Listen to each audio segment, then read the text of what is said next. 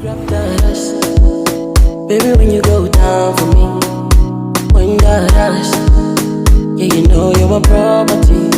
Baby, break your back, when you go down right on me, break your back, yeah, you know you're my property. Dumelang, welcome to my YouTube channel. If you are tuning in for the very first time, you most definitely welcome. Kaliina ke khomoto wa kwa Malekani. And if you are a returning subscriber, Mwanyanaga, thank you so much for coming back. Thank you for being consistent.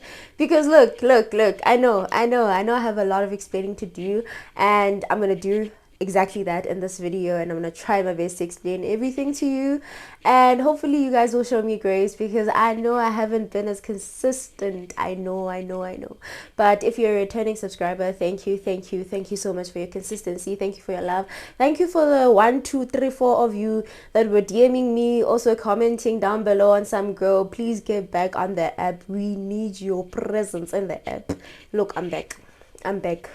To the 1, 2, 3 of you, I'm back for you guys, just only for you. So yeah.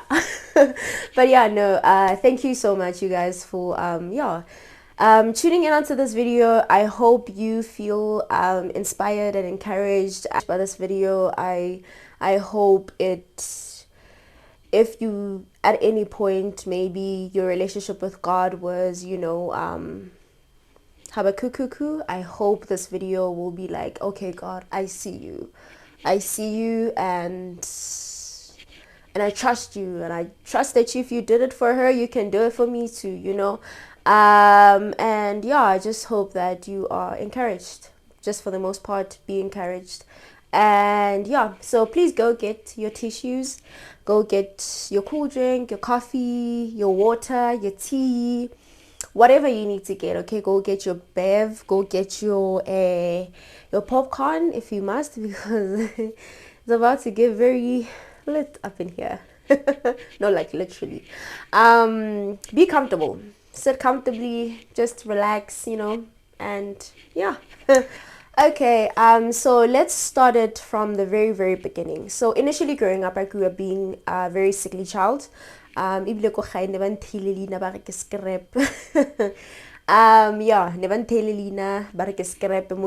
so yeah, that was just me, because every now and again, guys, I was visiting a doctor, I was going to the clinic, I was getting over-the-counter medication. Like, there was just always something going on with me. If I'm not getting what do they call them? Is it a sty or a cyst, an eye cyst? But yeah, it's something like my eye will just swell up and just have this growth inside. If I don't get those things on my eyes, I'll just wake up one day and I have pink eyes. My eyes are very reddish and swollen. My one of my limbs are very painful. There's just literally always something going on with me. Okay, fast forward to primary, still same story. High school, same story. Finally get out of high school onto varsity, get out of varsity, and then I start an internship. Not immediately after getting out of varsity. I started my internship in 2022, in August 2022.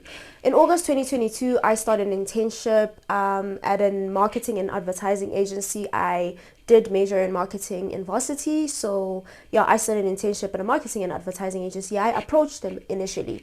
They didn't have any post out for any internship or anything like that. I approached them. No, I'm lying. They actually did. So what had happened was they actually had an internship post out. I applied for it, and yeah, I didn't go through to the to be chosen. I wasn't chosen, you guys. But yeah, that's the long and short of it. But I was just like, I'm going to persist. Okay, I then approached them and I was like, look, I'm more than willing to do an unpaid internship, and you guys will teach me whatever you need to teach me, and I also will bring in the little that I know from varsity, the little experience that I have from varsity, and some of the experiential learning things I did back in varsity. So I was like, we can work something out. And they were like, okay, cool, no problem. They did give me another assessment. to complete. So if you're in the marketing space, the digital marketing space, you know that when you do apply for internships, I don't know if when you get to other levels it changes, but normally when you apply for internships they give you client briefs to work on. So they gave me another client brief to work on when I approached them to I worked with them as an unpaid intern, and they gave me another client brief to work on. I worked on the client brief. They were very happy with how I conduct I rather structured everything and how I worked on everything, and they were like, okay, fine, we're glad to have you on the team. And they had me on the team, and I literally had the time of my life. It was the best working environment ever. The sweetest people, literally always willing to teach me, always willing to show up for me. Like they cared. They were like sisters. And it was a female dominated agency. There was only one guy. I'm not even gonna lie. There was only one guy who was the graphic designer, and from there it was just women, so it was female dominated. So they were very, very kind. They were very, very kind and very supportive of me, and willing to really teach me the ins and outs of marketing, because I honestly had limited knowledge. So yeah, within my internship, I started getting very sick. I got very sick. So from growing up being a sickly child to now it being a thing of I get sick every other day. Every second day, every other day, there's something going on with me. I have to go to the doctor. I have to go to the clinic. I just have to get over-the-counter medication. I need something. That's how sick I would get. It would even get to a point where I would start having like pains in the middle of the night in the AMs, where now, maybe I would, try to monitor them and be like, okay, no, it's been an hour that I've been in pain, and I'll wake up my parents and be like, hey, I've been in pain for the past hour and it's not going away and I don't know what's wrong. I don't know what to do. They're like, okay, we're going to drive you to casualty of the nearest hospital that we know. And they would drive me to a hospital, and I'd get in casualty. They would put drips on me and everything like that, and sometimes send me home with medication or not. But there was just always something going on with me, with my health especially, my physical health especially. Fast forward, okay, no, not fast forward, I'm lying. During my internship, I start feeling very inadequate. I start feeling very inadequate. I start feeling very stressed within the internship, and not because it's being imposed on me by the people I'm working with. If anything, it's self-inflicted, and I start getting sick because now I'm stressed. I'm very, very stressed. And not to say that I wasn't sick before, but now it's more intense. As I said, it's a thing of I'm going to see the doctor or getting over-the-counter medication every other day. I'm literally at the doctor's office. I'm at the clinic. I'm, at some pharmacy getting over-the-counter medication. There's just always something going on. And I quit my internship when I was already 7 months in, going on 8, because it was an 8-month internship. And yeah, close to my final month of completing my internship, I quit. Mainly because, as I had said, I felt very inadequate because I was going to the hospital, or not to the hospital, I'm lying. I was going to the doctor every single day. Every other day I was going to the doctor. Every other day I was sick. Something is wrong with me, and I cannot just go up and leave without informing them that, hey, I'm not feeling well, I'm going to the doctor tomorrow. Hey, I'm not feeling well, I'm going to the clinic tomorrow. So every time I'd inform them. Luckily for me, as I said, I was working in a very healthy work environment. They would always say, hey, look, do what you need to do. You will let us know what the doctor said, and we'll take it from there. They were such amazing people. If that's one thing I will never take away from them, is how good they were to me. So all of that started making me feel very inadequate, and that's why I left. I really left because I just thought to myself, no, man, like I'm getting sick every single time. I hardly can get tasks done. Now my other colleague, as well as my HOD, would now have to have all the work, on them. Some of my tasks, they would have to rather bring to completion some of my tasks because I'm unable to follow through because I am sick. I cannot show up to the best of my ability. I'm either wasting time in clinic lines, I'm wasting time in doctor's offices. it's just a lot going on. So I took it upon myself to quit. And another thing, during the time when all of this is happening, I started thinking to myself, I actually don't like marketing anymore. I started thinking to myself, you know what, I think I don't like marketing anymore. I think I need to discover a new passion. I need to discover, something else that I can do, career wise, that isn't marketing related. And even in my resignation letter, when I did quit or leave or resign, I stated that I had no passion for marketing anymore, and that I was going to go on to discover other passions that I may have.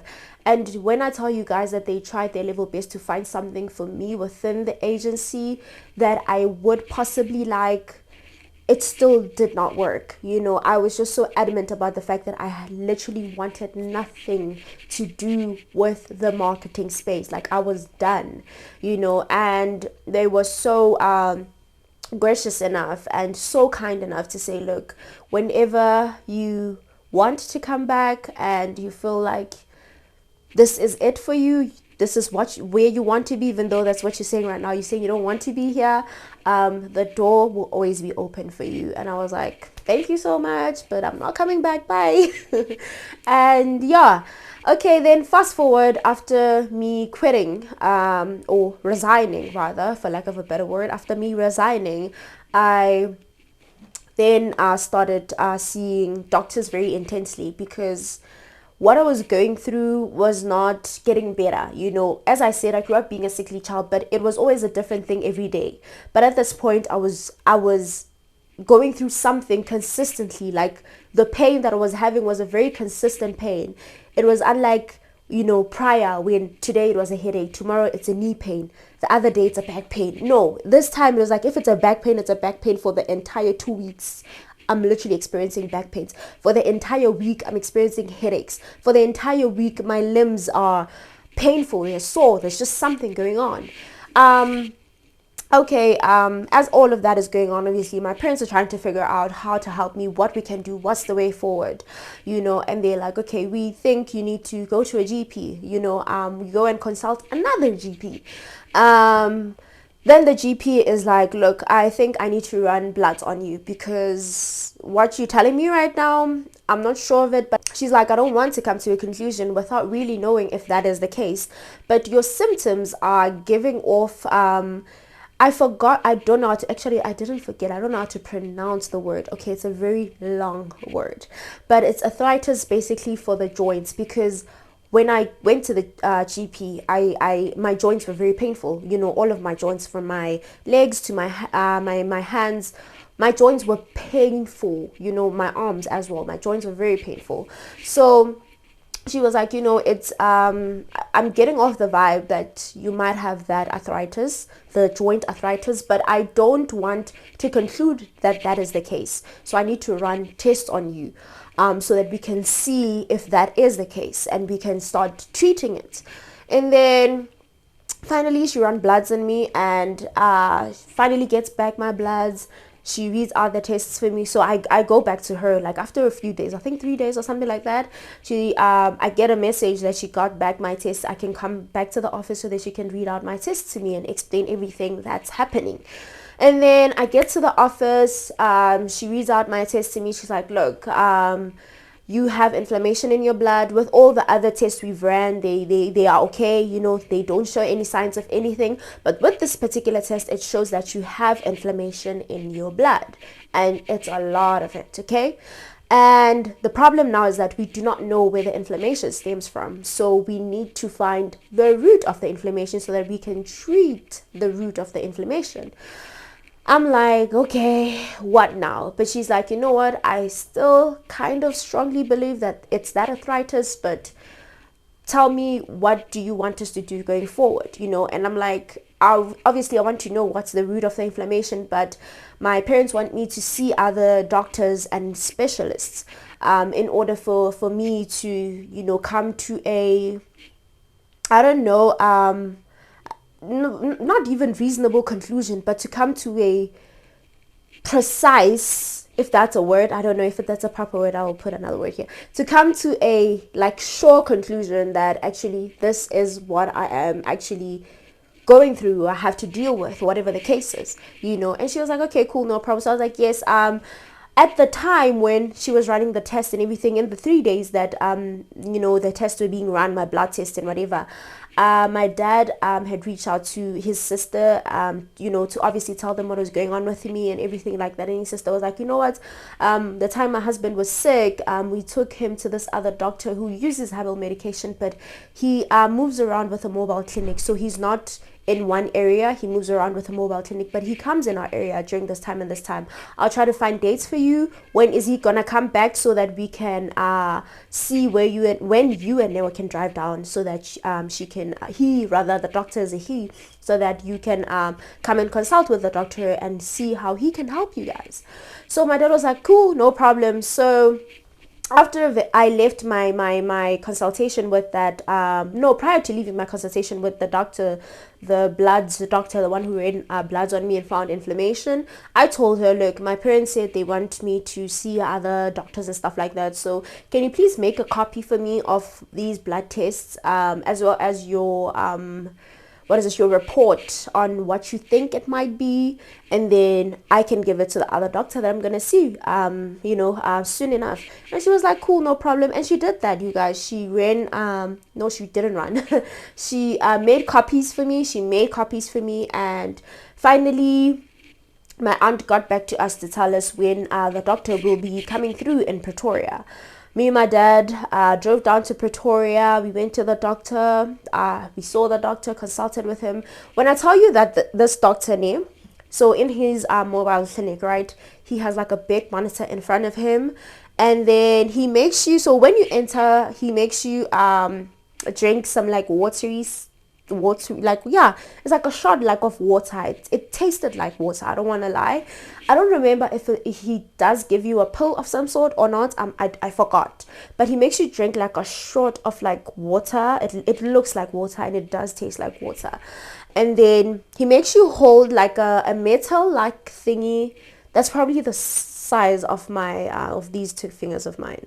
Yeah, he makes you hold it on your left hand side, like in your palm. He makes you hold it like not very tightly, but just like hold it and relax.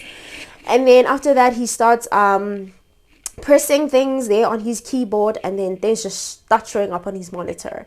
What this thing does is that it has not an extension cord.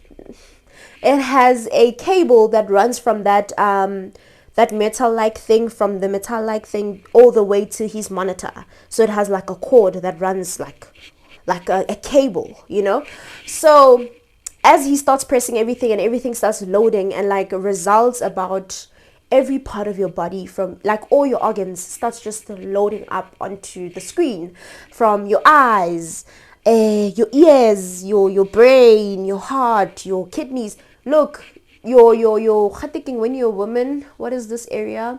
Your uterus, your womb, every part of your body you can think of, just that's showing up there. Not in a literal sense, but like just results of it, to say that, okay, it just has a picture, like a graphic like picture of a brain, and it just gives out results rather, or diagnostics for like what your brain is currently being dealt or going through, what's happening in your brain and things like that. And then finally the thing loads and finishes, and then he reads out the test to me. He's like, okay, when it comes to this, you're fine. And then he asks me, like casually asks me about my period. He's like, how's your period? I'm like, no, my period is very irregular. It comes either way too often in 1 month, or it doesn't come at all. My period pains are very intense. They're so sharp, especially in the first 3 days. Like, I cannot move, like I cannot do anything, I cannot function, I cannot think, you know, the first 3 days of my periods. And then, yeah, that's just that, you know. And I also have a lot of blood clots. And then he was like, okay, I can see, however, on the test thing that he's reading out for me, to me on the screen, he's like, I can see that you don't have any, what's the word? fibroids. So there's no sign of fibroids, so I'm happy about that. So that's good. But I'm going to give you something for the irregularities and the blood clots, so that that and the pains as well, so that that's out of the way. And I was like, okay, cool, no problem. And then he's like, okay, what are you currently doing in life right now? So then I tell him, no, I just recently quit my job. I was like, what were you doing? I tell him I was a digital marketer, and yeah. He's like, okay, so you done with school? I'm like, yeah, I'm done. He's like, varsity? I'm like, yeah. He's like, okay, cool. So do you have anything that's currently stressing you? I'm like, yeah, I mean, after leaving my job, which I thought was my passion, I thought it was the career path I was going to continue on with, I just realized that I actually don't like it. I don't like marketing. I don't like doing marketing. I don't want to do marketing. I'm good, and now I have to rediscover a new career path that I'm going to embark on. And I feel like I'm at an age where I'm just at a disadvantage to start trying to figure all of that out, and so that's kind of stressing me out. And also leaving an internship that was so good, that was promising, that I had very high chances of actually getting the job, And he was like, okay, I hear you. And that does show in your brain. You have signs of stress. It does show that your stress levels are a bit high. He's reading this to me from a monitor, guys. A monitor is showing him how I am doing. Hey, anyway. So as he's telling me this, he's like, yeah, your brain does show signs of stress, and it's not taking things well. And that's not a good look, because your brain is currently going through a lot right now, as I can, see with your tests right now that are showing on the screen. It was like, but I'm going to give you something for your brain. So, but also I'm going to need you to honestly stay out of stressful situations. Don't impose or inflict stress onto yourself. Try your best to eliminate anything that causes you stress. If it causes you stress, stay away from it, or force it to stay away from you. But you cannot afford to continue like this, because your brain is going to take a very hard hit than it is taking right now, And I was like, okay, cool, no problem. And he was like, sharp. Fine. He gives me a prescription. So as I don't know if I did mention, but he works with herbal medication. Okay, he doesn't use Western medication. He uses herbs for everything. Fine, I go to his mobile pharmacy, which is just the other side of his mobile clinic. I go to his mobile doctor's room. I go to his mobile pharmacy, and they give me all my medication. I pay, and we leave. Mind you, my dad also had gone for his own health things, so he also got his own medication and whatever.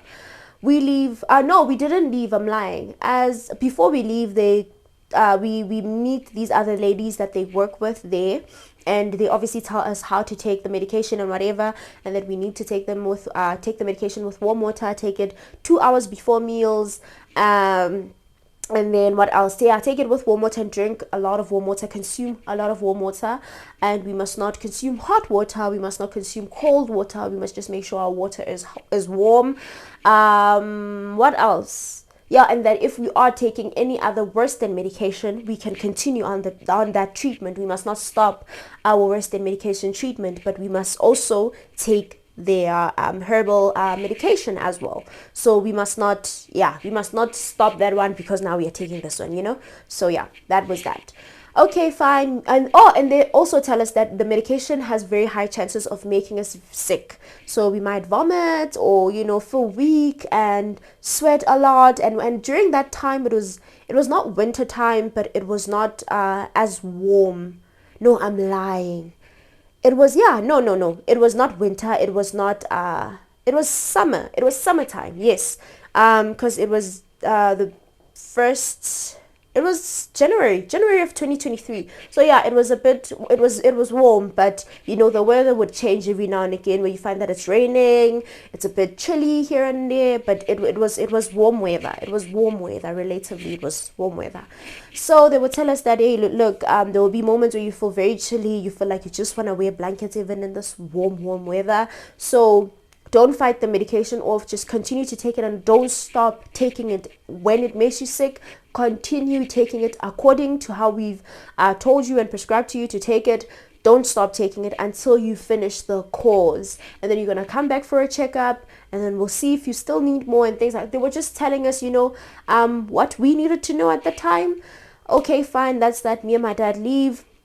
We stay the night in Pretoria, and then we drive back to Joburg, and then we tell my mom everything that they told us at the doctor.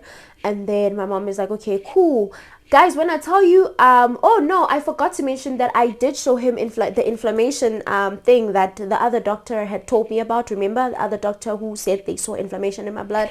I did show him those things.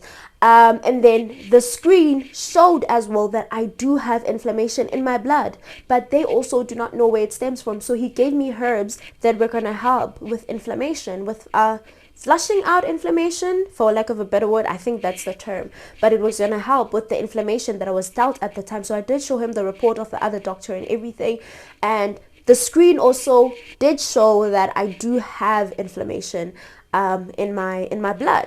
So yeah, that was crazy business, right?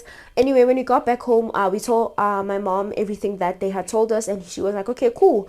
Then I think 3 days into taking the treatment, I started. So you take the treatment twice a day. Yes, you take it twice a day. So in the morning, 2 hours before eating, in the evening, 2 hours before eating.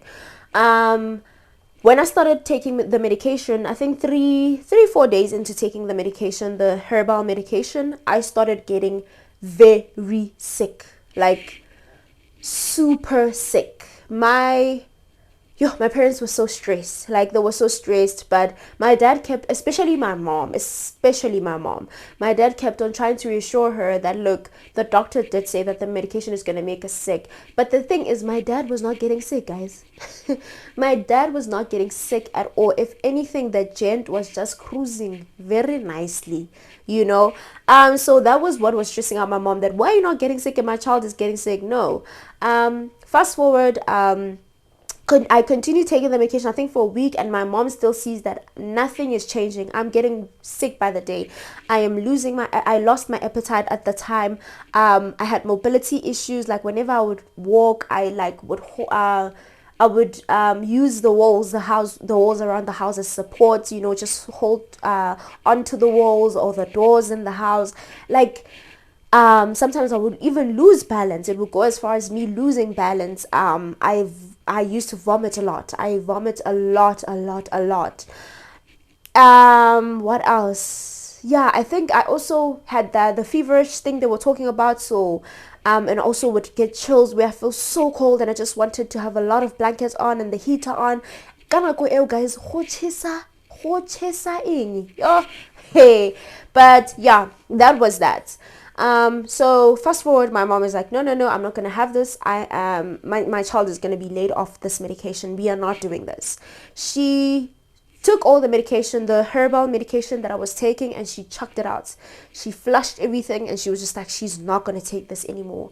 And when they thought, oh, okay, I think after a week or so, I kind of started regaining my energy and my appetite, and then my mom booked me in for with another doctor. I think she does acupuncture. I don't know what they refer to them as, but she does acupuncture, and she also deals with herbal medication, right? She books me in with another doctor. Her name is, I think, Dr. Sam Kokombas, if I am pronouncing it correctly. If I'm not, I'll just write it down here. We then drive down to, finally books me for an appointment. We drive down to Fourways. She's based in Fourways. We drive down to Fourways. We get there. We do the consultation and everything. And then she's like, okay, cool, let's go and get this thing done.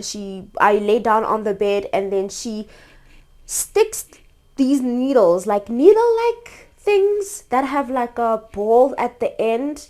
Apparently it has medicine, that ball-ish like thing at the end, it has medicine. And she's like, look, I'm gonna stick these onto, I think she stuck one onto my forehead and one on each side of my cheeks and one on my chin and 3 on my chest. I think that was it. Because at the time when I had went to that Dr. Sam, I was having back pains. I don't know if it was the after effects of the other herbs that I was taking initially. So I had excruciating back pains. Like, it was so painful that even laying down was like an issue. Getting up was an issue. Like, everything was just problematic for me, you know. And I also had very bad chest pains. We even thought it was COVID. That's how bad it was. My parents started thinking it was COVID. And when we had gone to Dr. Sam, hence she inserted 3 of the needles on my chest. And she was like, look, it's just going to take a while. We're going to leave you in the room. And yeah, we're going to let all the medication from the needles, go into your body and do whatever that they need to do. I was like, okay, cool, no problem. They left the room and I was there alone, and she dimmed the lights. And I even felt sleepy at some point. It was a very cute experience. It was a very cute experience, I won't lie. And finally, they came back into the room and I felt a bit sleepy. And she was like, yeah, the medication is going to start working, but I'm also going to prescribe something for you. And she prescribed some herbs as well for me. It was Chinese herbs. She actually uses, specifically, she does state even that she uses Chinese medication with her herbs. I think unlike the other doctors' herbs, hers are Chinese specifically, right? And she gave me the herbs. It was not a lot. It was literally, I think, just 2 pills that were made out of the herbs, and then some liquid thing that I had to dissolve in a shot of water and take it, and then a shot of water and take it like a shot, like just take it as a shot, you know. But it tasted so horrible. But yeah, anyway. But we were just, guys, we were fighting for life at this point. We just wanted to be healthy and alive for the most part. So yeah, fast forward, we go back home. Finally, I continue taking the meds, the Chinese herbs as prescribed. And I am still not getting back to my normal self. I start losing my appetite again. I start getting very weak again. What else happens? Sensitivity to light. I start hating light. Like, every time you come into my room, it's dark. My blinds are closed and my lights are never on, no matter the time of day. I literally always had my blinds closed and my lights off. My phone, the brightness of my phone was on a 0, but it felt like it was so bright. I hated even seeing my phone. Like, I hated being on my phone. That's how bad it was. Then my mom still starts getting concerned, but finally I do actually the herbs that I was taking now at this time weren't making me like sick or anything, but I was feeling a bit weakened, like, you know, my appetites, and you know, but I was feeling better. The back pains were starting to feel better, as well as the chest pains starting to feel better. I actually started to feel a bit better. And then I finished the medication, but still I'm not regaining my full strength, you know. I'm still not myself fully, you know. Then fast forward, I still don't regain my strength, right? And then my parents are still very concerned. They're still very concerned of what is going on with this child. I think after 2 to 3 weeks or something like that, the back pains start coming back, excruciating back pains. I start having headaches. I still haven't regained my appetite. My appetite is still nowhere to be found. I have I have intense headaches. My neck starts getting stiff. It's back to the GP situation. We start visiting more GPs. They give me inflammatory pills. They give me painkillers, inflammatory pills, painkillers. Guys, when I tell you, I don't know how many inflammation pills I've taken. I don't know how many inflammation pills I've taken. And painkillers, I don't know how many I've taken. Guys, it got to a point where I don't know about the inflammatory pills. I don't know what they really do. Like, I don't know what those pills do.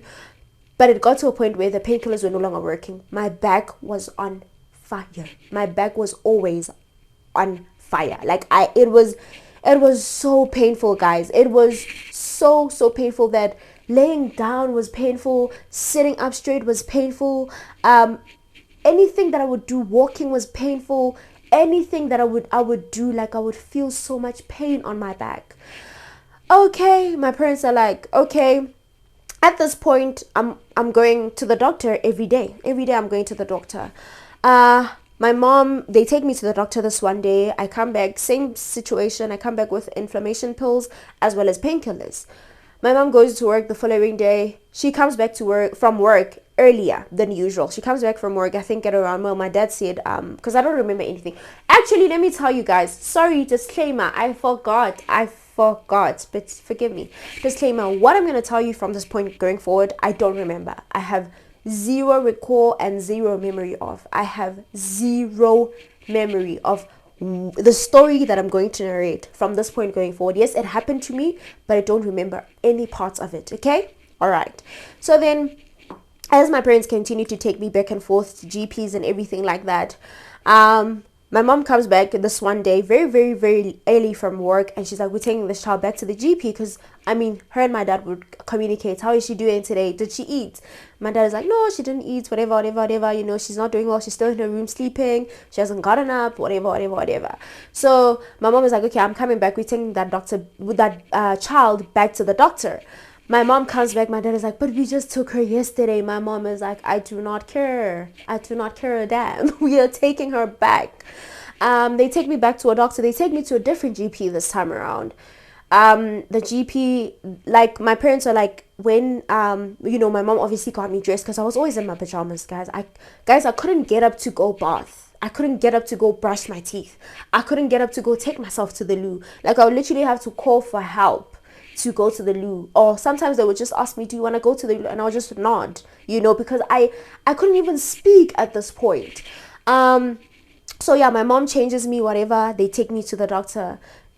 So my mom says, as we got to the doctor's office, they were holding me side by side so that I can be able to walk, because I couldn't walk on my own. If they had let go of me, I would have literally been on the ground at that point, because I had zero balance. So they're like, as they're walking in the doctor's office with me, the doctor stood up and she was like, verbatim, this child has to go to the hospital. She cannot sleep at home tonight, or else she's not going to see another day. That's what she said with her own mouth. And my parents were like, okay. She didn't even consult with me, you guys. I sat down on the doctor's office, and they called the ambulance to come fetch me from the doctor's office. My mom was like, okay, my dad can stay with me at the doctor's office. My mom is going to quickly rush home to get changing clothes for me, my toiletries, and everything that I'm going to need when I go to the hospital, if they do admit me at the hospital, that is. And yeah, as she's at home packing everything, the ambulance finally arrives and fetches me at the doctor's office with my dad, as well as my dad, and we travel together with my dad. My mom finds us at the hospital. At the hospital, they take me through casualty, they run their checks on me and whatever, and they're like, okay, we are actually going to admit her. They admit me. I get admitted to the hospital, and yeah, they run tests on me. Okay, so now at this point, I cannot talk, I cannot say anything for myself. I do not know where I'm at. I don't know what's happening. I am there, but I'm not. Like, I am alive, but barely alive. So now, obviously, the doctors have to ask my parents, what did she say, you know, was going on with her? Where did she say it was painful? Like, just tell us everything that she told you, like it's you going through it. Now my parents are now, you know, telling them that, hey, she would say that her back was painful, her chest was painful, she has stiff neck, she feels like, you know, she just needs to stretch out her neck, but it's very stiff for her. She's also complaining about headaches. She complains about lighting. She says the light is too bright for her, you know, she always has her blinds closed in her room and her light off in the room. Like, so she doesn't want to even be around anyone. All she wants to do every time is just sleep. She doesn't even want to eat. Sometimes she does even vomit and get very nausea. And this doctor is like, okay, they run tests on me, and finally the tests come back all inconclusive.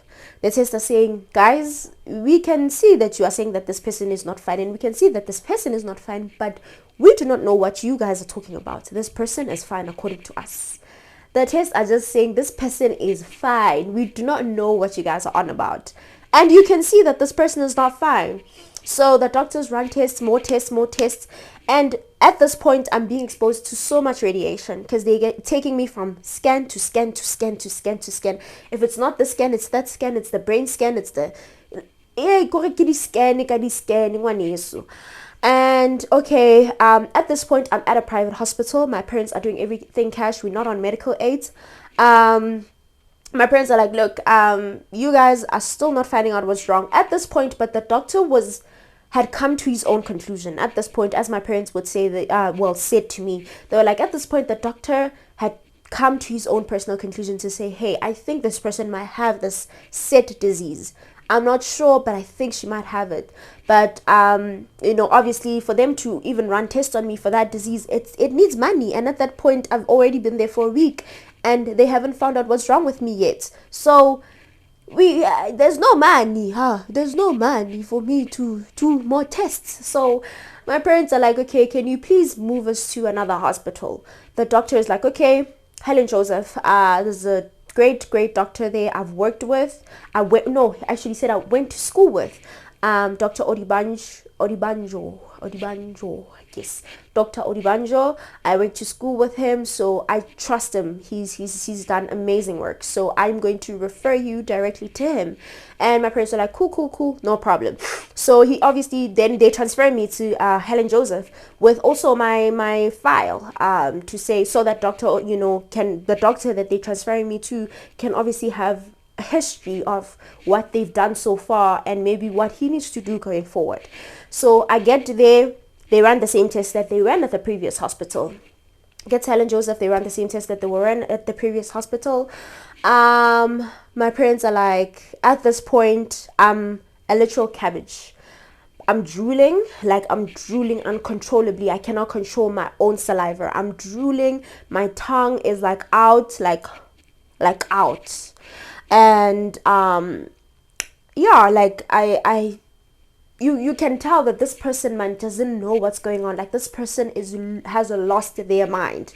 The doctors, do this, what do you call this examination? I'll just call it the finger examination. I don't know what's called in the medical world. You guys will correct me if you have an idea. But they basically just tell me to just move my eyes in whichever direction that they're moving their finger in. And they would move their finger up and down, side to side. And my eyes would just stay like nix. Nothing. It's I was not myself, guys. I had lost my mind, literally. So fine, this doctor then, as I'm at this hospital now, a different hospital, I'm at a second hospital. Now this doctor at this hospital is like, okay, let's run the test on her. They ran the same test that we ran on me from the previous hospital. They ran the tests still come back and say inconclusive. The tests are like, guys, we understand, we hear you, but we are saying this person is healthy. We do not know what you're talking about. There's nothing wrong with this person. According to us, there is absolutely nothing wrong with this person. This person is healthy. This person is fine. The doctors are like, no, man, there's no way that this person can be fine. This person is definitely not fine. You can see that. And then in this hospital, I spend, I think, 3 weeks, which is almost a month, without them finding anything. They didn't find what is wrong with me, and mind you, because they don't know what's wrong with me, they cannot put me on anything, and I am deteriorating by the day. Then the doctor is like, you know what, from the report and the analysis that the previous doctor had, that there is a high chance that I might have the SID disease. Can he kindly please test me for that SID disease? Then my parents are like, oh, okay, no problem. You can please, by any means necessary, test it for that disease. And then he does tell them that, look, this person is already weak as it is, and the said procedure that they have to do, the procedure that they have to do in order to test me for the said disease, it's very invasive, and it's very painful, it's very excruciating, it's intense, and it's not going to be cute. So they're going to need my parents to exit the room when they do run the test, so that, they don't get exposed to all of the trauma, because it's going to be very traumatic for them, especially for them. And my parents are like, cool, no problem. So finally they prepare everything to do the procedure on me. So the procedure is called lumbar puncture. What they do is that they insert a very, very, it's a life-size needle, guys. I'm not even gonna try to sound cute about it, it's a life-size needle. They insert a life-size needle, like a needle so huge, on my lower spine to extract fluid from my spine so that they can go test it for the said disease that I allegedly may or may not have. Okay? They do that. My parents were like, when they did the procedure on me, the way I was screaming. And at the time, they obviously, my parents had excused the nurses and the doctor to obviously do the procedure. My mom said the way I was screaming, like her and my dad literally cried. And she was like, with her, I mean, she's a woman. Women cry at the sight of everything. She was like, with me, I'm a woman. I cry at the sight of everything. But your dad was going through it. Like he even wanted to go into the room to try to stop the nurses and the doctor from doing the procedure. Because in his head, he was just like, my daughter is going through a lot. Like, my daughter does not deserve all of this, and it was just very emotional for them. And finally the doctors got the procedure done, and they went to test the fluid they had extracted from my spinal cord. They went to go get it for testing so that they can see if I do have the alleged said disease. And fine, they tested, the results come back, I think after a day or two or something like that, and they come back inconclusive. They come back inconclusive. The doctor is like, you know what? I know the results are inconclusive. The results are saying your child does not have the said disease we think she has.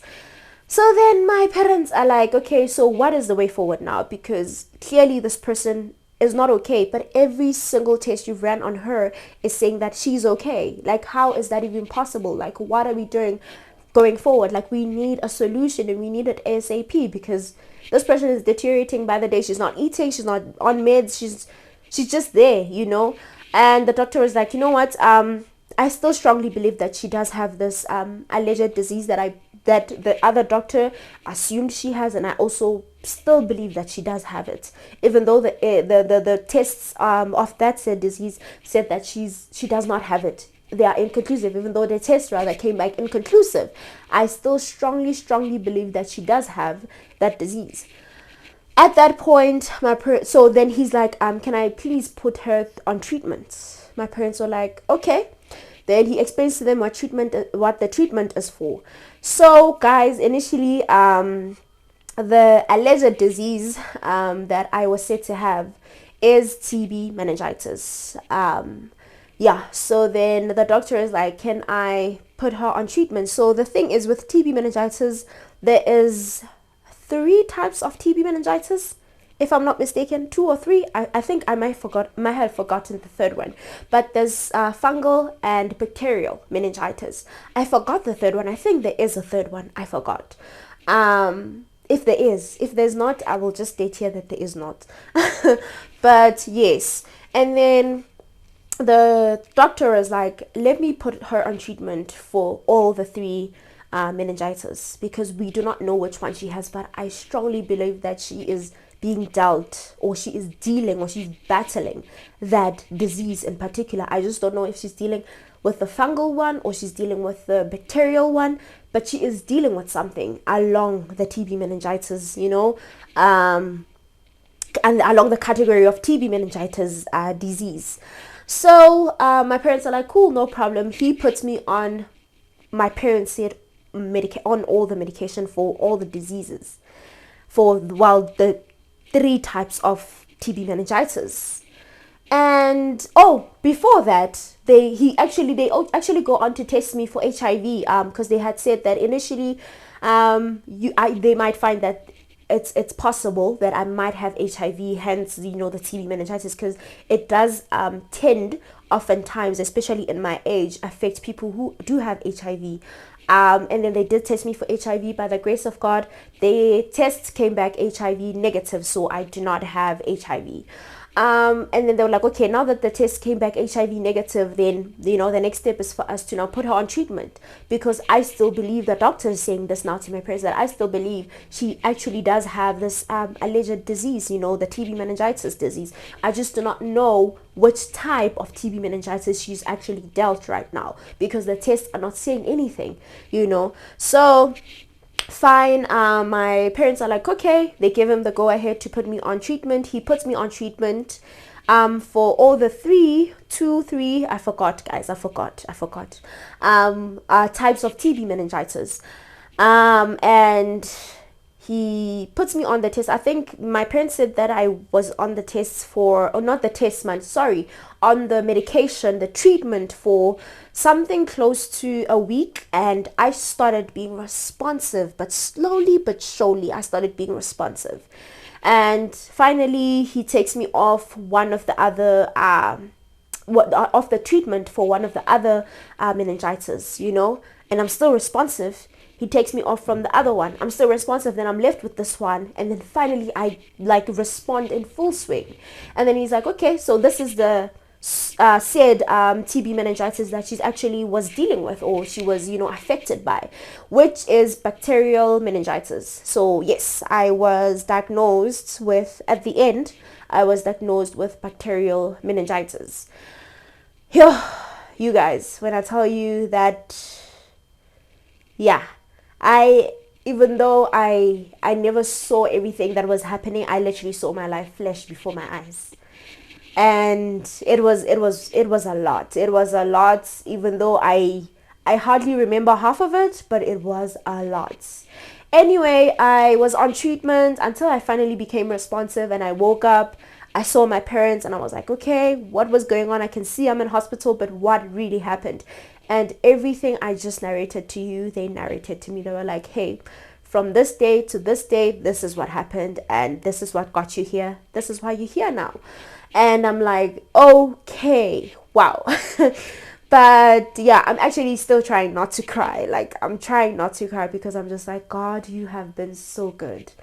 If it had not been for the Lord, who was always on my side, if it had not been, I know for a fact I wouldn't have survived that disease. It's very deadly. And I remember, even as I was getting discharged, that one of the nurses had said, when you got in the condition you got into the hospital in, we strongly believed that you were going to leave this hospital either having been disabled, because that's what it does. It does, take away one's mobility. The disease, it takes away one's mobility, or eyesight, or hearing aid, not sight, sorry, hearing aid, or it kills you. And they said the fact that you are walking out of this hospital on both of your feet, you're walking with your feet, and you are still fine. You can still hear, you can still see, and you are not a corpse. That can only be God. That can only be God. And I'll forever be grateful to God and every single person who was my strongest support system. You guys, I need to give special shout outs.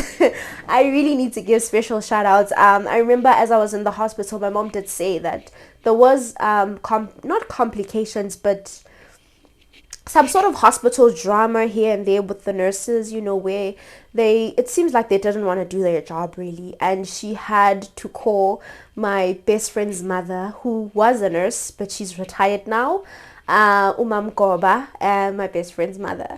And she called the hospital. And, she just told them off. And when I tell you that the nurses started acting accordingly after that call, when I tell you that she put them in their place and they started acting accordingly after that call, I could not be more grateful. And yeah, and also, you guys, when I tell you that my parents had to, ask a lot of people in my life who wanted to see me, who really wanted to come and visit me at the hospital, they had to ask them to not come, because they were like, look, we don't think you guys will be able to handle the condition that she's in. But when I tell you that my best friends two of my best friends were like, we do not care, we are gonna come. And at that time, it was the time when I was not responsive, when I was still I was drooling, I was not myself, I was not responsive to anything at all.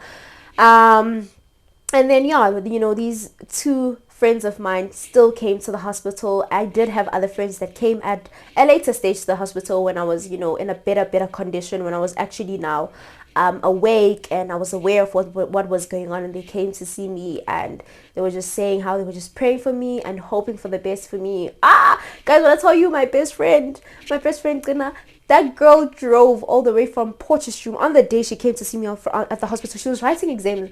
That girl drove all the way from Potchefstroom to come to see me at the hospital, even though her mom is a retired nurse, so she obviously knew the condition that I was in. Her mom had told her, look, do not go and see that girl, but she drove all the way. She was like, I am going to see that girl that you say I must not see.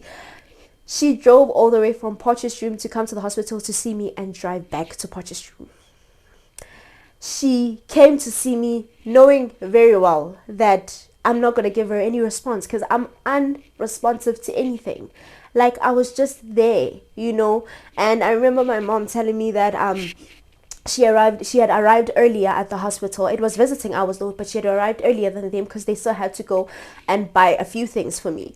My mom said when they got into the room, they found her holding my hand, praying for me and crying and wiping my saliva because, as I said, I was drooling. She was wiping. Oh my God, I'm gonna cry. Okay, I'm not gonna cry.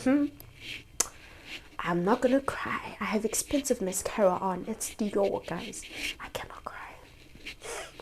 No, it's Givenchy. I'm lying. It's not Dior. It's Givenchy. But I still cannot cry. So yeah, so that was that, guys. But for the long and short of it all, I had the most amazing support system in and out of hospital. Finally I got discharged, you guys, by the grace of God, but that was not the end of the fight. When I got discharged, I had to now be put on oral medication, which I had to take for 9 full months. So I had to take my treatment for 9 full months.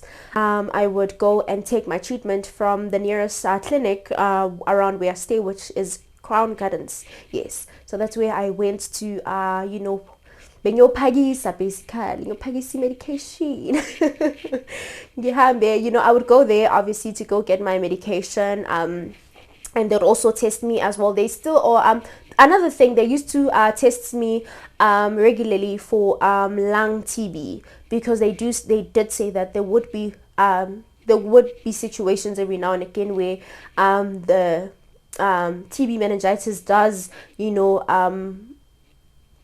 make you have lung TB, if that's the correct way that I'm saying it. Yes, so yeah, every now and again they would regularly test me for lung TB as well as HIV to make sure that I'm still good, and they don't have extra things that they have to deal with, and they solely dealing with the TB meningitis, the bacterial TB meningitis, that is. And yeah, guys, coming back home to taking medication, that's where, for me, I always say that's where the real war began, especially for me, because as I had said, being in the hospital, I was barely aware of what was going on. With me, I was just, there, and everybody was doing everything for me. Also, one thing that I forgot to mention, in the hospital, I was also on a diaper. Yes, because I couldn't take myself to the loo. I couldn't say when I needed to go to the loo. So everything was being done for me. It was like I was a baby all over again, that needed to be taken care of. So my mom would also even wash me, she'd even, when she comes during her visiting hours, she would wipe me, as I'm on my bed at the hospital, and change me into my new cleaner set of clothes, and all of that. Amazing woman, bless her soul. But yeah, that was that. And fast forward, obviously, to me being back home and taking treatment. When I tell you guys that, for me, that's where the real war began. Taking the treatment, some days forgetting to take my treatment, some days forgetting that I had my my clinic appointments, because I would have appointments with the clinic where they would say, okay, come back on this day so that we can run the lung TB test on you, as well as the HIV test on you, or come back to take more of your medication, because by this time you would have already ran out of the current medication that you have, so I would go back to the clinic for those things, and obviously they would give me dates and I would forget. And I remember obviously posting my dates on my dates, yes, my clinic dates on the family group chat. That's when I created my family group chat, and I would be like to my family, which is my parents and my older brother, I have these dates where I need to go back to the clinic, please remind me, so that I remember. And also I'd have some days that I would also have to go to the clinic, the hospital clinic, so I was still a patient in the clinic, at the hospital, but an outpatient. So I'd go to the clinics at the hospital. So yes, they have clinics at the hospital. So yeah, that was that. And you guys, my family took great care of me. Remember coming back from the hospital, I would get breakfast in bed, I would get lunch in bed, I would get dinner in bed, I would get snacks in the bed, I would get everything in the bed, everything in the bed. Everything I got, I was in my bed. Because my parents were just so sweet, you guys. My entire family was the sweetest, when I tell you guys. And yeah, guys, I also forgot to mention that my parents said that when I woke up, the first person I asked for was to see my older brother. It was to see my twin, my older brother, and they had to call him to come so that I can see him, because he wasn't the side. They didn't want him to be the side. They had said that if they told him, they were like, look, we don't want you to come yet until she's fully awake, because we don't think you're going to like the side that you're going to see, and we don't want to traumatize you further, so we'll keep you updated from that side. So he doesn't live with us, he lives in Pretoria. So yeah, that's the reason why he was not this side. And yeah, guys, that was that. From coming back this side, I still had the strongest support system. I had my friends supporting me, would ask me, when is your date again? I want to remind you, can I take you to the hospital? Guys, I had friends who took me to the hospital on my dates. Could your friends ever? But no, don't get sick so that your friends don't do that, please, in Jesus' name. But yeah, I actually had friends who did that for me. My partner also did that for me. My dad, obviously, he was obligated to do that, so he did that anyway. As well as my mom, going to the hospital with me, and going, for my checkups with me, accompanying me for my checkups, and just being there. And yeah, man, I had the strongest support system. I had amazing people that I was surrounded by. I really couldn't have combated this disease on my own. I really had to have the support structure that I had. I remember on one of my visits at the clinic, it had been a while, I think it had been 2 months in, when I was going to my visits at the clinic, and the nurse that I was working with very closely, I remember her saying, as she was looking through my file, she was like, wow, you're so consistent with your dates, like you really come through on the dates that we actually set for you, you don't miss your dates. And I was like, yeah, I do, but at the back of my head, I was just like, honestly, it's because of the people that I have around me. If it were all up to me, I would have forgotten a lot of my dates. I wouldn't have been taking my medication. I wouldn't have been eating well. I wouldn't have. It was all because of the people that God had surrounded me with, if it wasn't for my parents, if it wasn't for my brother, if it wasn't for my friends, my partner, my church people, if it wasn't for all of these people, guys, I don't think I would have been here. God for the most part, but also him using them, him using them as a point of contact for me, and you guys, I forgot to mention, this is the funniest part. So when I got back, upon taking obviously my medication orally, now where I was taking pills. Oh, actually, this part is not funny. I was taking plus minus 25 pills a day for the first 2-3 months, I think. Yes, I was taking plus minus 25 pills a day in one go. Okay, it was not 10 in the morning, 10 in the evening, 5 in the afternoon. No, it was in one go. In one go, I would take 25 pills in one go. I remember the nurses would say that the pills are going to make me very, very hungry. So I'm going to eat a lot, and I should eat. I should never at any point say that I'm watching my weight. This is not the time for me to start watching my weight. I should eat. And guys, I remember I would wake up in the AMs because I'm so hungry. I remember the first time I woke up when I was back at home, because I would wake up in the hospital. When I woke up and I was back at home, and my mom heard me and she came to the kitchen. She's like, what's wrong? I'm like, I need something to eat. I'm very hungry. And guys, she's like, sit down. And she made a sandwich for me. And she was going to work the following day. She made a sandwich for me. And from that day going forward, I never struggled. Every night, every middle of the night, which is like about 2 a.m., 3 a.m., 4 a.m., when I would wake up because I'm so hungry, I would always find food either in the microwave for me, already prepared, or in the fridge. Like there was always something she had already prepared for me to eat. I love that woman. Just had to put it out there. Thanks, bye. But yeah, that was just how it was. It was very intense, guys. It was very intense. But finally, my pills, I went from taking 25 pills a day to 4 pills a day. And then before I knew it, 9 months seemed like a long time. I'm not even gonna lie. Before I knew it, I was done. I was done with my treatment, and I went back to go get more tests done, and they were like, you are cleared. You are fine. We can even see it through your skin. You know, I also had the rash. So also when you have TB meningitis, one of the symptoms that you'd have rash in either parts of your body or your face. So I had a lot of rash on my face. My face started to clear off the rash. My neck stopped being stiff. You know, headaches went down. I got to a point where I didn't even have headaches anymore. Guys, the nausea went down, the agitation, the agitation as well, because I was very agitated and I was confused. It went down, as well as the hate to light, because I hated light. Like right now, I'm sitting in front of a ring light.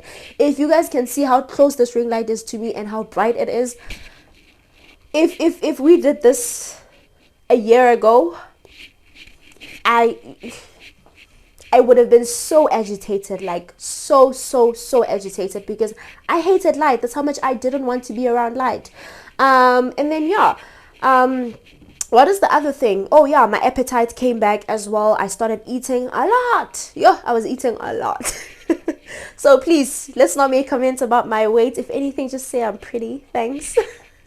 But yeah, guys, that is basically the long and short of it, and that is my testimony, and that's how God saved me from death, premature death, if I may say it. You know, that's how God was just like, not yet, my child, not with this one, not with this one. I am going to get this one out of it. And he did, you guys.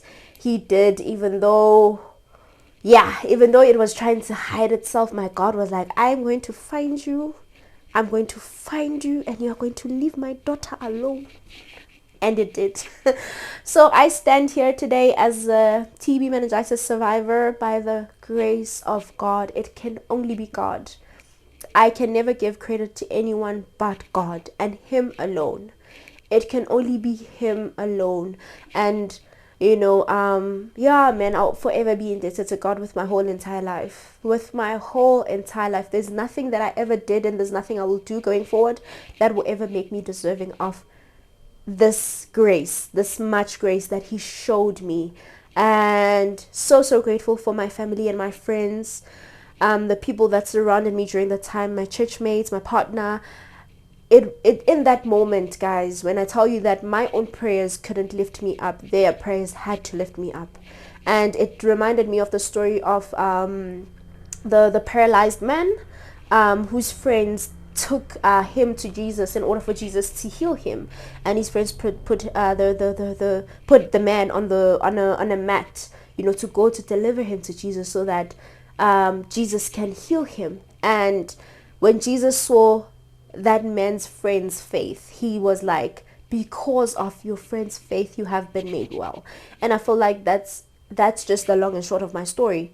It had to be the faith of my parents. It had to be the faith of my parents, the faith of my church leaders, my church mates, the faith of my partner, the faith of everyone who was around me around that time, my friends, it had to be their faith that has made me well. When my faith couldn't stand in the gap for me, when I couldn't pray for myself, when I couldn't plead for myself, it had to be them that stood in the gap to say, Lord, we stand for her. We stand on her behalf and we say, please make her well, heal her disease and make her well. And need I say more?